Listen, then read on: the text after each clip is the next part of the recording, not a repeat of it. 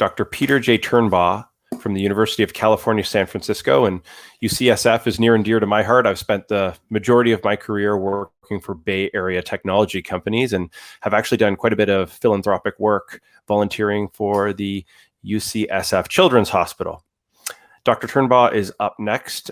He's our first principal investigator speaking today. Dr. Turnbaugh is known for his work on the metabolic activities performed by the trillions of microbes that colonize human adult bodies.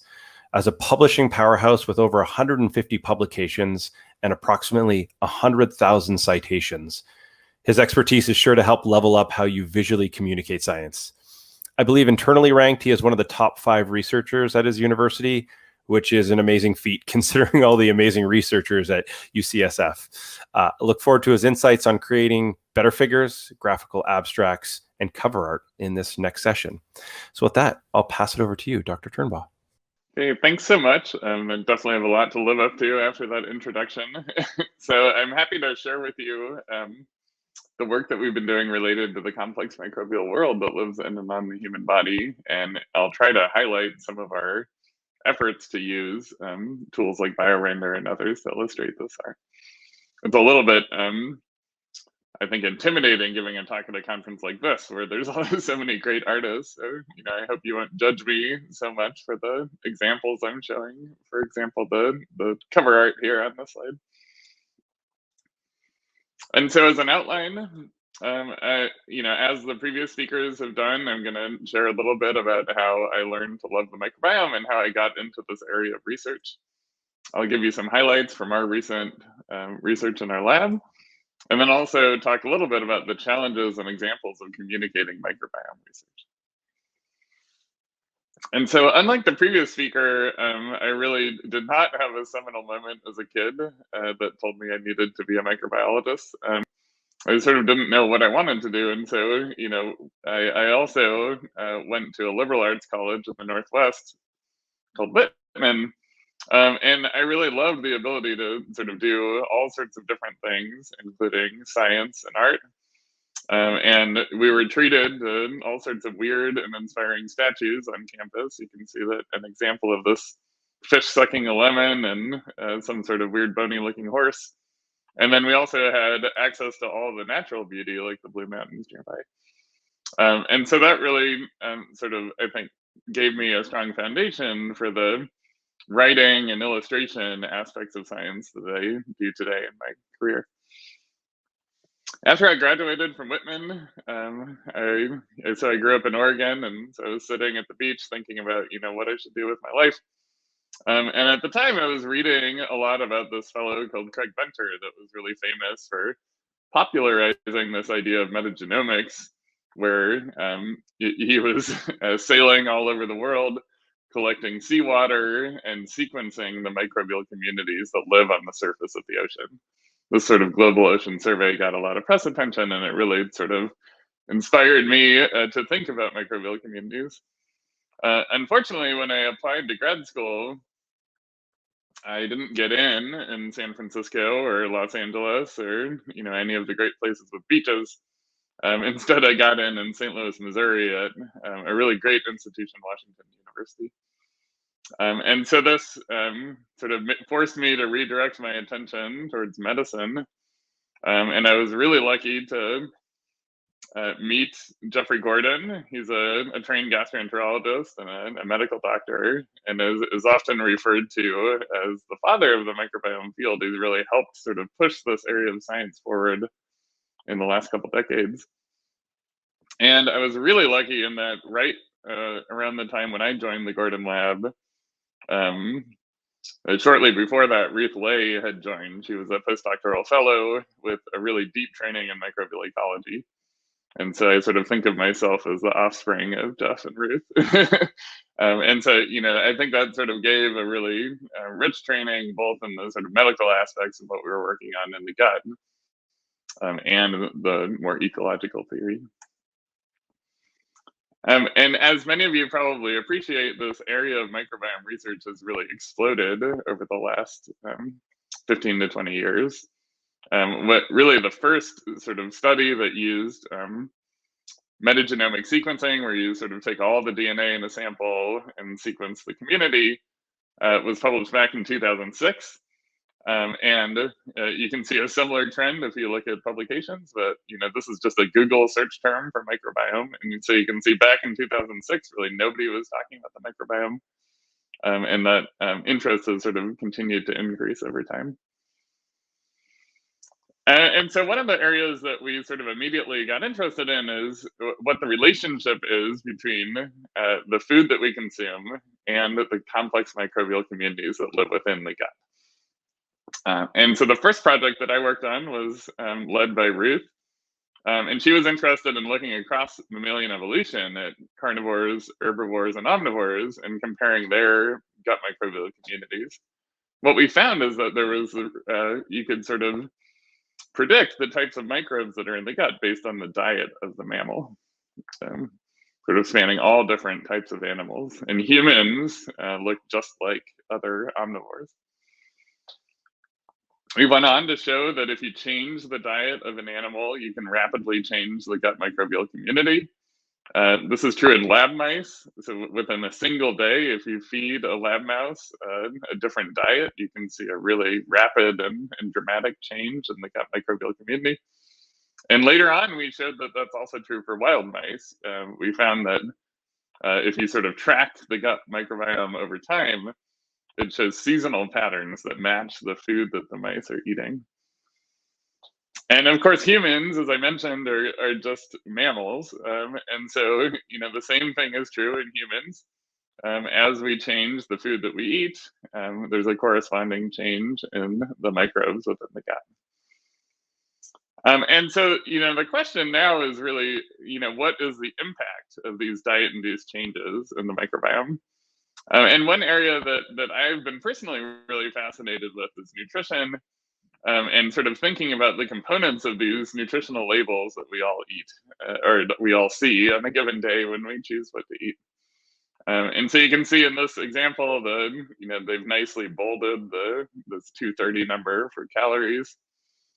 But I think, and a lot of us appreciate that calories are important, but we maybe don't appreciate where these numbers come from. And so a calorie is defined by the energy needed to raise the temperature of a kilogram of water by 1 degree Celsius. It's really a chemical concept that comes from measurements done in a machine called a calorimeter, which is basically just a sealed device where you put the food, fill it with oxygen, and then ignite it, and then measure how the water in the bucket around the device changes in temperature. And so that, is a really useful sort of abstract way to think about diet, but it obviously ignores all the physiology that happens in the body, and in particular, how the food interacts with the microbiome.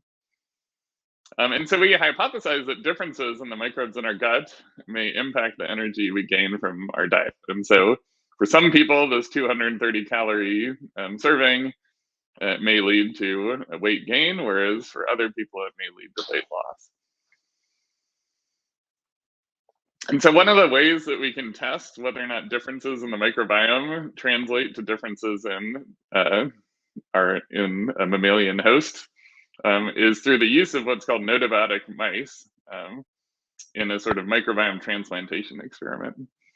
And so just to walk you through what this looks like, we started with mice that were obese due to either a genetic mutation in the leptin gene or the fact that we had fed them a high-fat, high-sugar diet.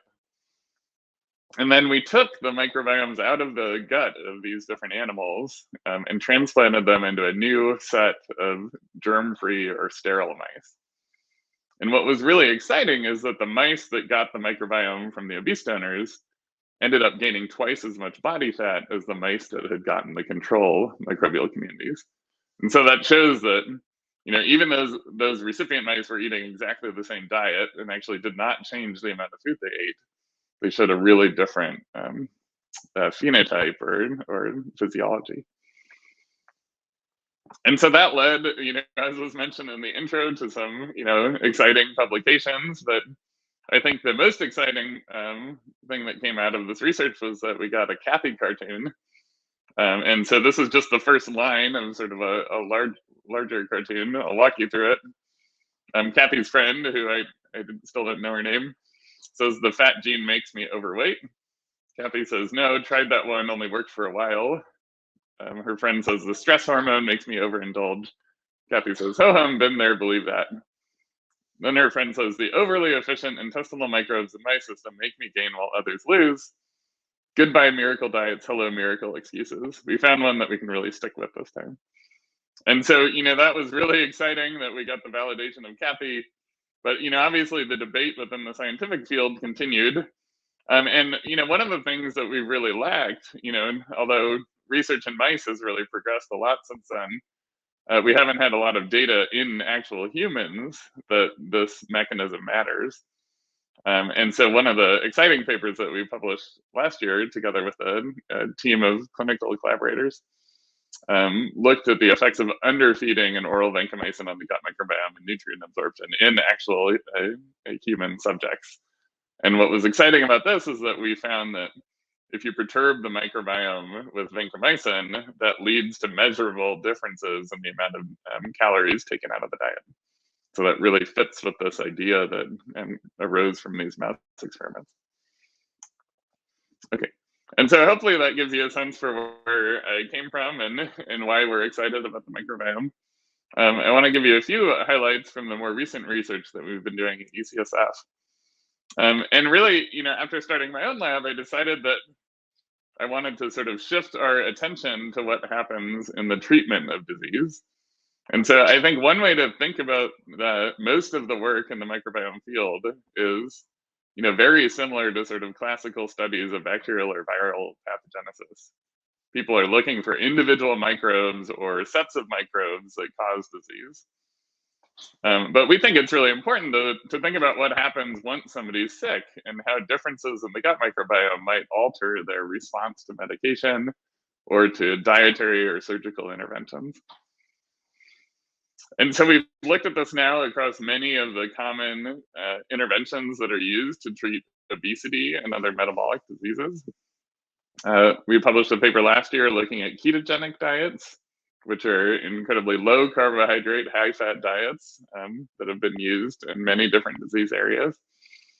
We've looked at differences in the microbiome in response to raw and cooked foods, in response to gastric bypass surgery, and also in response to sort of very low calorie liquid diets that are referred to as a medically supervised fast.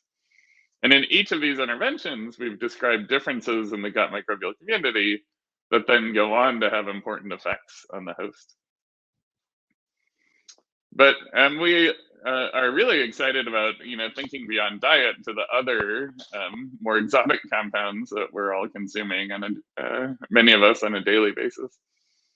And work in our lab as well as many others has found that hundreds of different drugs that are used to treat disease can be modified through metabolism by gut bacteria. And I think one of the things that we're really excited about is that this spans many different disease areas. So we're not just talking about diseases within the gut, like inflammatory bowel disease, but also diseases that occur in other organs like cancer, heart disease, or the brain for Parkinson's. And it's also sort of interesting just from a basic science perspective, these are really different chemicals, and so presumably are acted on by very different enzymes and perhaps many different microbes. And so just to give you an example of one of the drugs that we've studied in detail, we collaborate a lot with Emily Balskis's lab in the Harvard Department of Chemistry.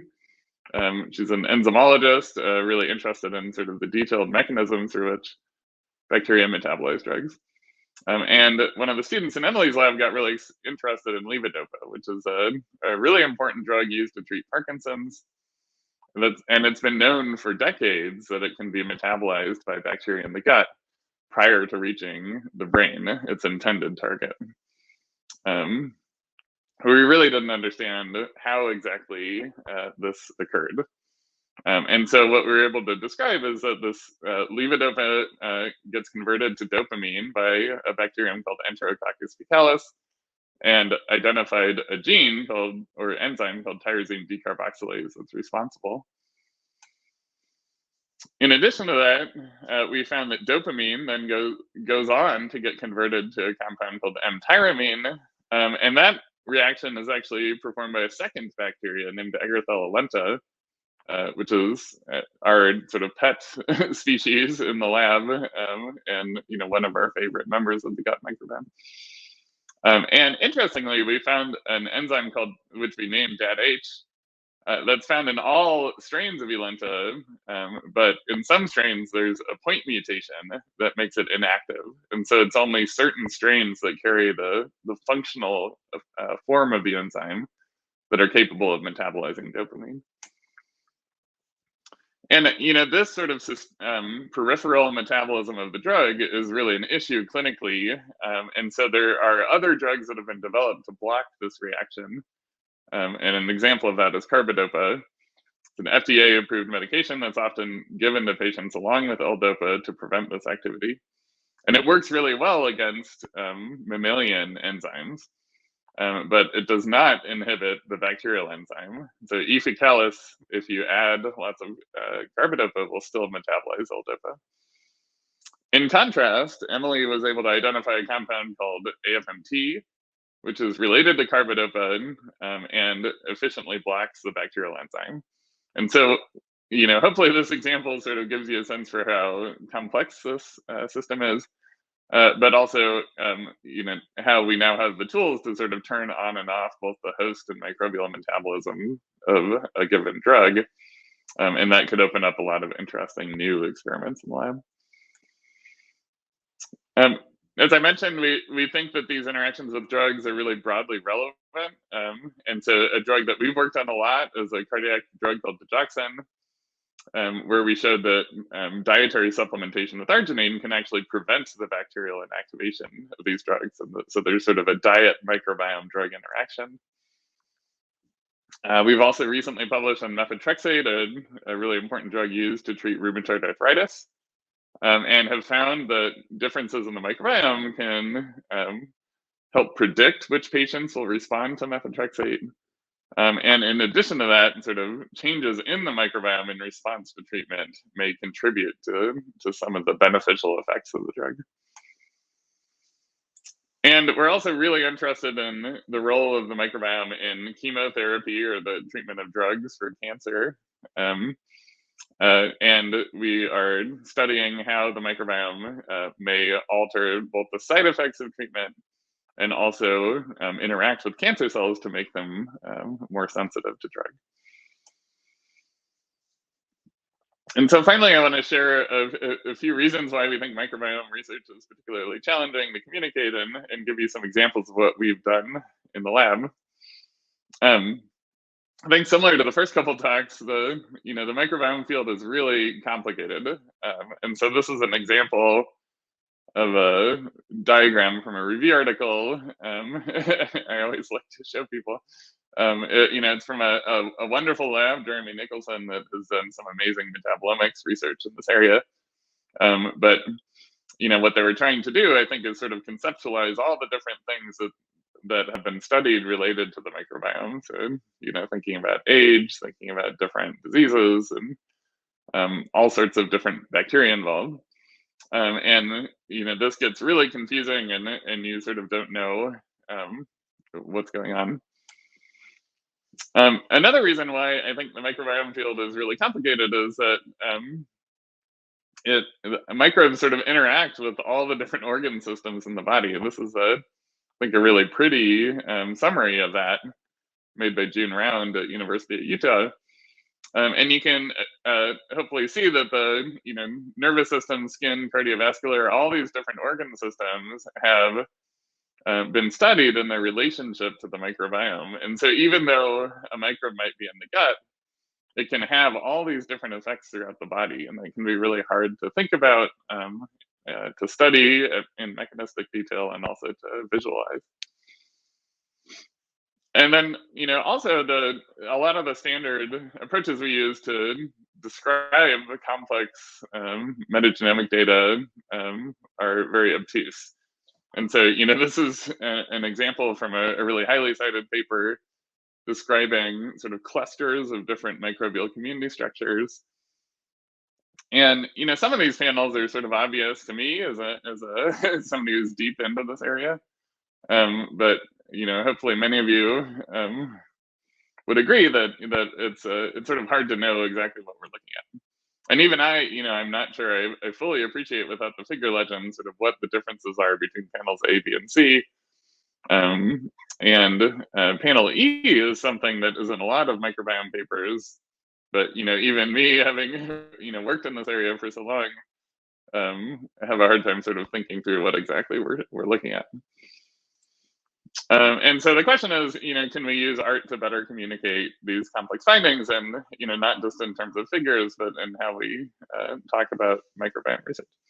And so one of the really fun things that I got to do early on when I started my lab, I was invited to go to the company Millipore, and they actually hired a cartoonist to sort of try to illustrate the concepts that we're studying. And so this is sort of my favorite cartoon that they drew. Hopefully it makes sense now after the introduction that we think of the bacteria as really, being sort of the garbage disposal in the gut. So they can eat anything that we feed them. That includes components of our diet that are left over and undigested from our own enzymes, but also many of the drugs that we take orally. And he went on to draw all sorts of cool diagrams. I think, for those of you that have thought about the microbiome, hopefully these all make sense. We know, as was mentioned earlier, there's trillions of microbes in the body. So that, every time we have a meal, we're eating together with trillions of other organisms. The 10 times number is sort of debated, but there's a question of what the ratio is between microbial and human cells. These microbes are actually really heavy, so just the weight of the microbes is a lot in our body.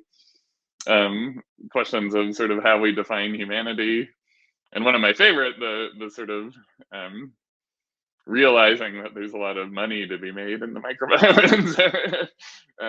So that even though a lot of people think of stool as sort of a waste product, there's a lot of exciting science to be had there.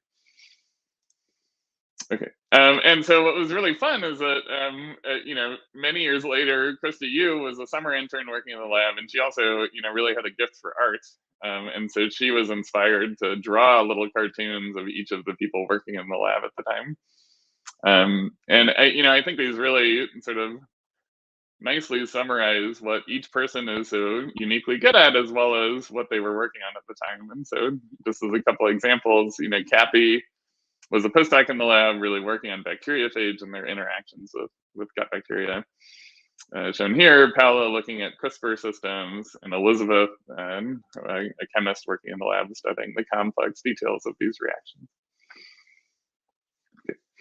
We've also, tried to sort of incorporate better art into our research reports.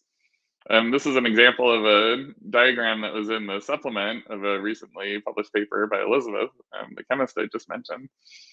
I think this was not made in BioRender, it's an Illustrator one. But, hopefully you can appreciate that, what she was studying was this sort of metabolic pathway taking pinoresinol, which is a compound found at high levels in flax and sesame seeds, and converting it to intradiol and intralactone, which are two compounds that are called phytoestrogens and have been studied a lot in the context of breast cancer and other diseases. And what's really interesting is that multiple bacteria, so here 4 different species, have to come together to complete this pathway. And then she's sort of illustrating each of the enzymes and transporters that we've identified and where we think they might be in the cell. But obviously that maybe is too much detail for people, and so we tried to be more abstract when we were starting to make cover art for this study.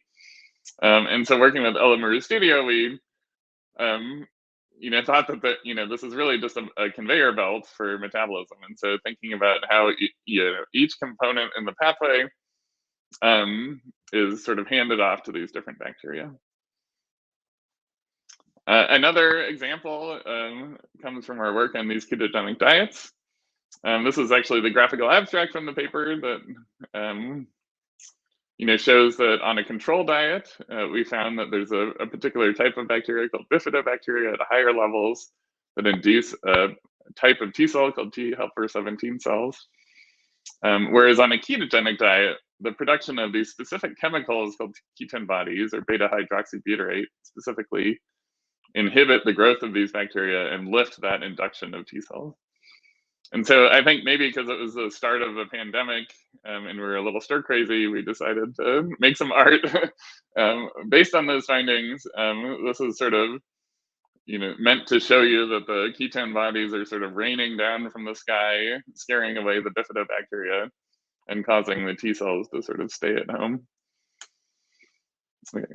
But I mean, I think for those of you that are academic scientists in the audience, you'll appreciate that these tools are really best for getting grants. And so this is a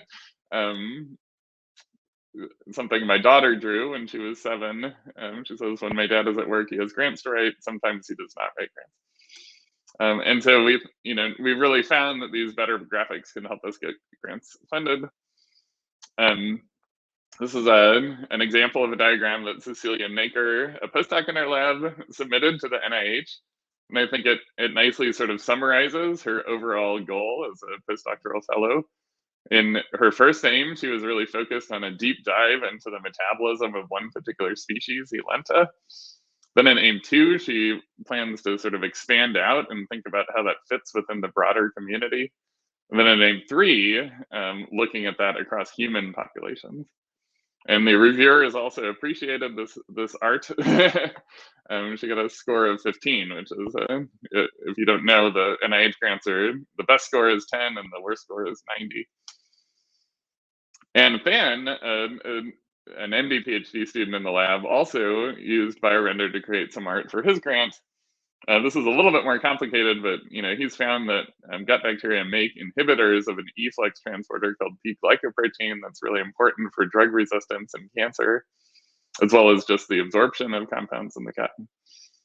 And he's really interested in understanding the mechanisms responsible. And so each of these sort of arrows indicates one potential hypothesis. It could be blocking transcription, trafficking, the direct activity of the transporter, or maybe promoting its degradation.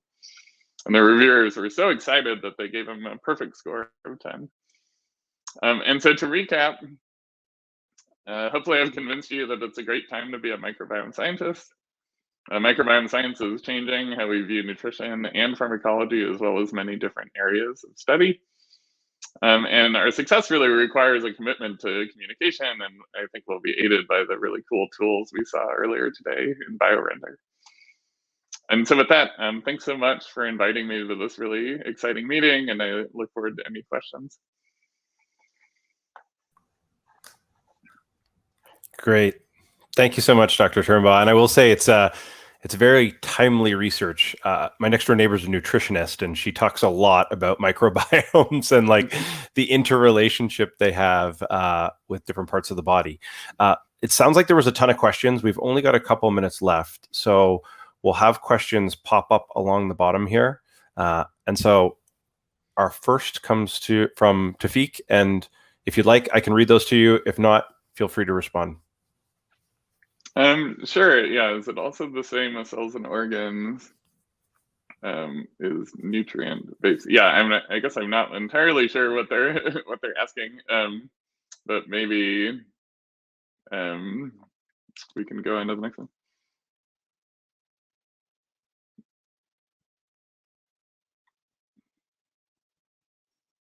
The cells.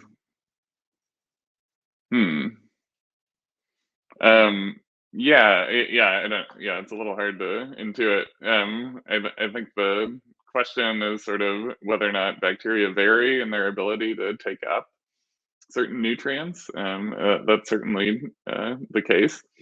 And one thing that's been described or studied a lot in the field is sort of the ability for microbes to access components of the diet that are really hard for our body to deal with. And so, for example, polysaccharides or complex carbohydrates are something that humans are not very well suited to deal with, whereas bacteria have, hundreds of different types of enzymes that help them break those down.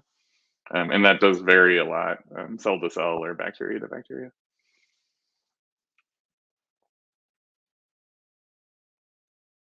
New concept is food medicine. How does this concept fit for treatment for diseases? Interesting.